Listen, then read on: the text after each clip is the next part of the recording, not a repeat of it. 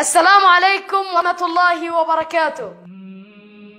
سبحان الله، فيروس صغير لا يرى بالعين المجردة أرعب كل شعوب الأرض، فكيف الحال سيكون إذا رجت الأرض رجا وبست الجبال بسا فكانت هباء منبثا؟ توقفت المطارات والتظاهرات والتجمعات، انهيار كامل في اقتصاد أكبر الدول، حتى العمرة وزيارة بيت الله توقفت. خوف ورعب وهلع بين المسلمين وغير المسلمين. فكيف سيكون الحال إذا زلزلت الأرض زلزالها وأخرجت الأرض أثقالها؟